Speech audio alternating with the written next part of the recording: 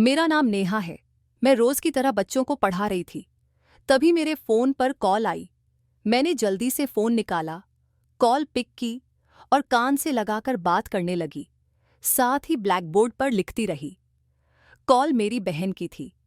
उसने बताया कि मेरे ससुराल वाले घर आए हुए हैं और मुझे जल्दी घर बुलाया। मैंने ठीक है कहा और कॉल काट दी। फिर जल्दी जल्दी अपना काम निपटाने लगी। लेकिन फिर भी हाफ डे लीव लेने में आधा घंटा लग गया। सड़क पर पहुंचते ही मैंने फटाफट एक रिक्शा पकड़ा, घर का पता बताया और खुद अपने मंगेतर को कॉल करने लगी। हर बार की तरह इस बार भी कॉल नहीं उठाई गई। मुझे नहीं समझ आता था कि वो ऐसा क्यों करता था। क्या वो सच में इतना बिजी होता था या मेरी कॉल जानबूझकर नहीं उठाता था। कई बार ट्राई करने के बाद मैंने फोन बंद करके पर्स में डाल दिया। थोड़ी ही देर में मैं घर पहुंच गई। मैं खुशी खुशी ड्राइंग रूम में गई, लेकिन अगली ही पल मेरी सारी खुशी मायूसी में बदल गई। जैसे तैसे मुस्कुराते हुए मैंने सलाम किया और अपनी सास के पास जाकर बैठ गई। मेरा मंगेतर आज भी नहीं आया था। उसका ये एटीट्यूड समझ से बाहर था। ना तो वो कभी कॉल करता, न मिलने आता। एक लड़की होकर भी मैंने उसे कई बार बुलाया था, पर उसे जैसे कोई परवाह ही नहीं थी। उसकी माँ और बहनें कहती थीं कि वो मुझसे बहुत प्यार करता है, लेकिन मुझे ऐसा कभी महसूस नहीं हुआ। मैंने अपने मन को यही सोचकर समझा लिया कि शायद वो शादी के बाद वाले प्यार को अहमियत देता हो।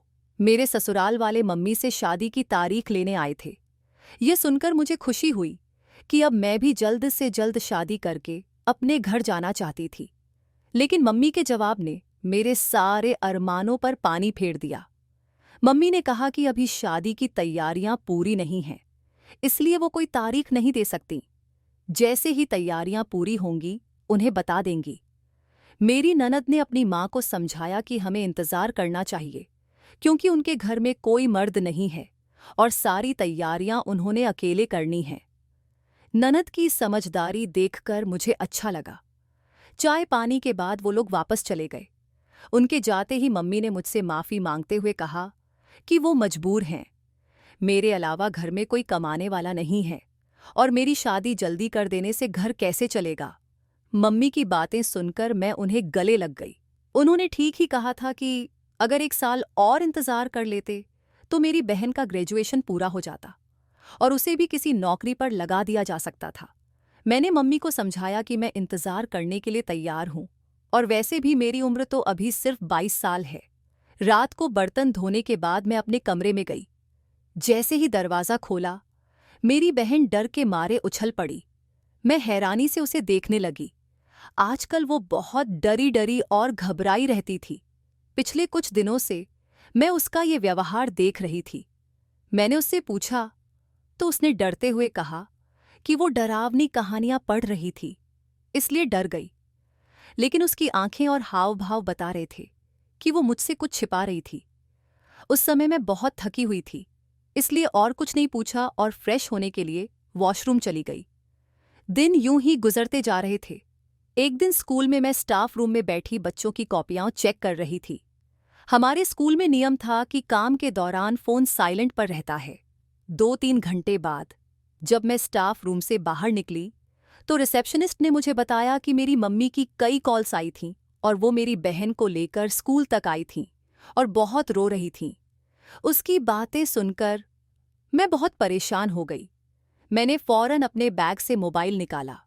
मम्मी की बहुत सारी मिस्ड कॉल्स थीं। मैंने उन्हें तुरंत कॉल की और फ़ोन की पहली ही घंटी पर उन्होंने उठा लिया। मम्मी बहुत रो रही थीं। उनकी आवाज़ से मैं बेहद परेशान हो गई। मैंने घबराते हुए पूछा, क्या हुआ मम्मी? उन्होंने रोते रोते मुझे तुरंत घर आने को कहा। मैंने छुट्टी लेने की कोशिश की, लेकिन बच्चों के एग्ज़ाम नज़दीक थे और मुझे काम करना था। इस वजह से मुझे दोपहर तक का इंतज़ार करना पड़ा। उस वक्त मेरा ध्यान बार बार मम्मी की ओर जा रहा था। समय जैसे रुक सा गया था।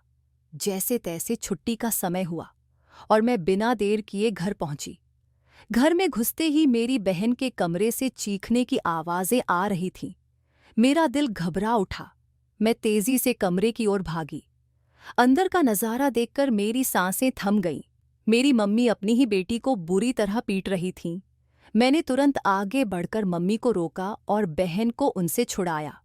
मैंने हैरानी से मम्मी से पूछा, ये क्या कर रही हैं आप? मम्मी गुस्से में बोली, इसी से पूछो, इतनी कम उम्र में ही इन्होंने ऐसा कुछ कर लिया है कि अब कहीं मुंह दिखाने लायक नहीं छोड़ा।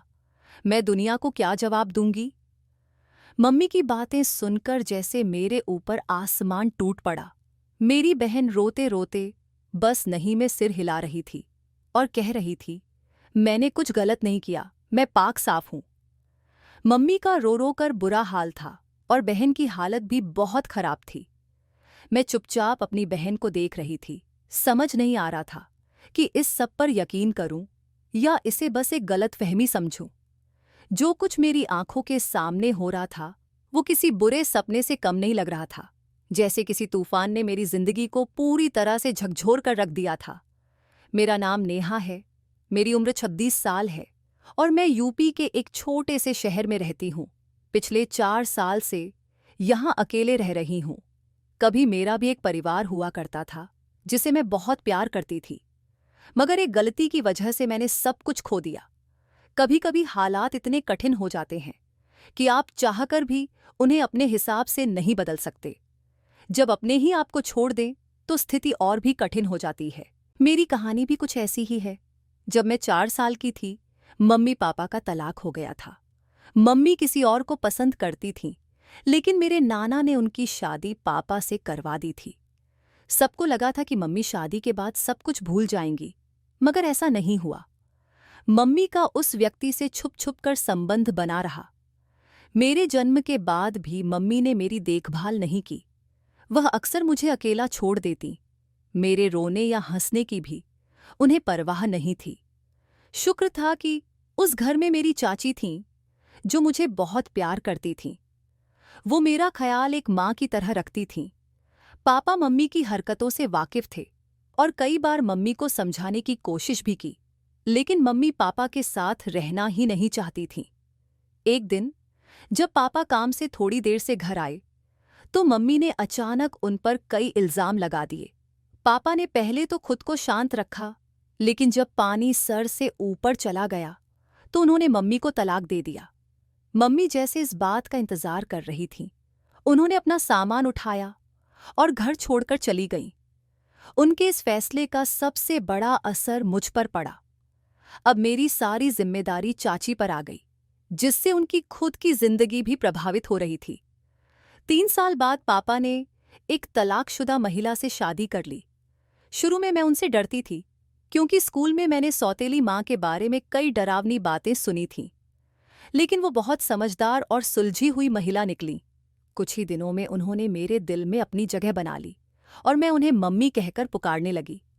मेरी और मम्मी की बहुत अच्छी बॉन्डिंग हो गई थी।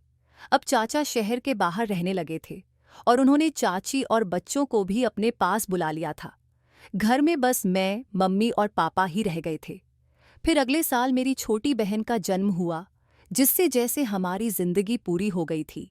सब कुछ हंसी खुशी चल रहा था। फिर एक दिन ऐसा तूफान आया जिसने हमारी जिंदगी को बुरी तरह से बदल दिया। उस वक्त मेरी बहन केवल 2 साल की थी और मैं 10 साल की थी, जब पापा को अचानक दिल का दौरा पड़ा और उनकी उसी वक्त मृत्यु हो गई। उनकी मौत ने हमारी खुशियों को गहरा सन्नाटा दे दिया। लोग मम्मी को मनहूस और बुरी औरत कहने लगे, जो पहली शादी में सफल नहीं हुई और अब दूसरी शादी में पति को खो दिया। चाचा से भी कोई संपर्क नहीं हो पा रहा था और समाज के तानों ने मम्मी का जीना दुश्वार कर दिया। मजबूरन मम्मी को वह घर बेचना पड़ा और हम एक छोटे से गांव में चले गए। घर के पैसों से मम्मी ने एक छोटा सा मकान खरीदा और बाकी रकम बैंक में जमा कर दी। मेरा दाखिला गांव के एक स्कूल में करा दिया गया था और हमारे पास गुजारे के लिए थोड़े बहुत पैसे थे। मम्मी को अंदाजा था कि यह पैसे ज्यादा दिन तक नहीं चल पाएंगे, इसलिए उन्होंने घर पर ही कढ़ाई का काम करना शुरू कर दिया। लेकिन केवल कढ़ाई से घर का खर्च चलना मुश्किल था। जब मैं बड़ी हुई तो मैंने अंग्रेजी से ग्रेजुएशन की और एक स्कूल में शिक्षिका की नौकरी शुरू की। यह नौकरी मेरे लिए किसी सहारे से कम नहीं थी, क्योंकि आगे की पढ़ाई मेरे लिए संभव नहीं थी। मैंने अपनी बहन हिना का दाखिला एक अच्छे प्राइवेट स्कूल में करवाया। मम्मी ने मुझे बहुत प्यार दिया था और मुझे लगता था कि अब मेरा फर्ज है कि हिना को अच्छी शिक्षा देकर उसे एक बेहतर जिंदगी दूं। मम्मी ने मुझे नौकरी करने से रोका, लेकिन RS 20,000 की सैलरी छोड़ना भी मेरे लिए आसान नहीं था। मम्मी की चिंता के बावजूद मैंने नौकरी की। वक्त के साथ सब कुछ ठीक चल रहा था। जब मैं 21 साल की हुई तो मेरे लिए एक रिश्ता आया। छोटा और सादा परिवार था। लड़के की एक ही बहन थी जिसकी शादी हो चुकी थी और अब घर में उसके माता पिता और वह अकेला ही था। वे हमारे ही गली के पीछे रहते थे। मम्मी को यह रिश्ता पसंद आया तो उन्होंने शादी के लिए 1 साल का समय मांगकर मेरी सगाई कर दी। मेरे मंगेतर ने सगाई में बस 10 मिनट बिताए और फिर किसी जरूरी काम का कहकर चले गए। हमारे नंबर भी एक्सचेंज हुए, लेकिन उन्होंने मुझसे कभी खुद बात नहीं की। शुरू में यह सब मुझे अजीब नहीं लगा, लेकिन बाद में उनकी बेरुखी मुझे तकलीफ देने लगी।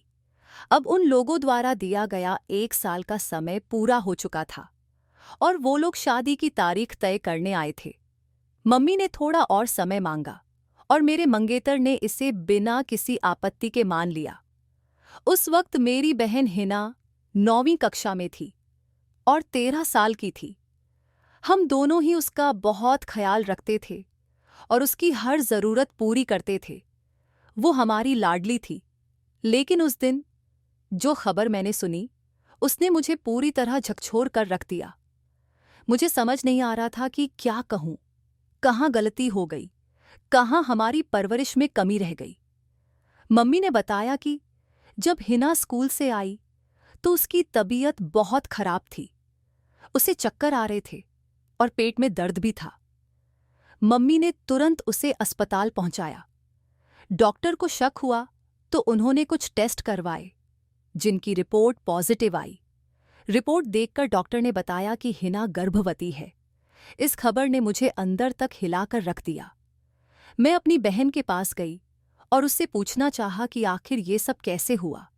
मेरी बात पूरी भी नहीं हुई थी कि हिना रोते हुए कहने लगी, मैंने कुछ गलत नहीं किया, मैं पाक साफ हूं।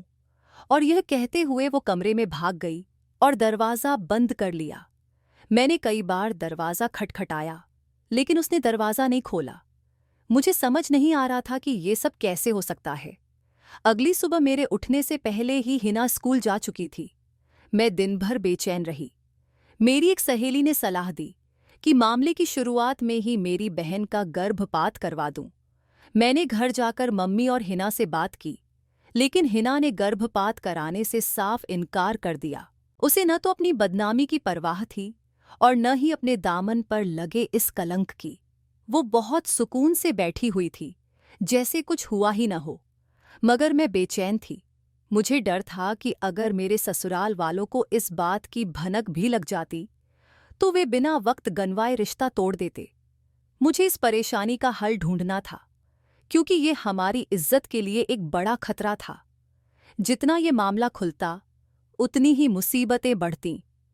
मेरी बहन की तबीयत भी खराब होती जा रही थी। उसका पीला पड़ता चेहरा लोगों को शक में डाल सकता था। इसलिए मम्मी ने उसका स्कूल छुड़वा दिया और वो बस कमरे में ही रहने लगी। मैंने बहुत कोशिश की कि वो इस मुसीबत से बाहर निकल आए, लेकिन वो किसी भी तरह से तैयार नहीं थी। मैं रसोई में खड़ी दूध गर्म कर रही थी और मन में यही सब सोच रही थी।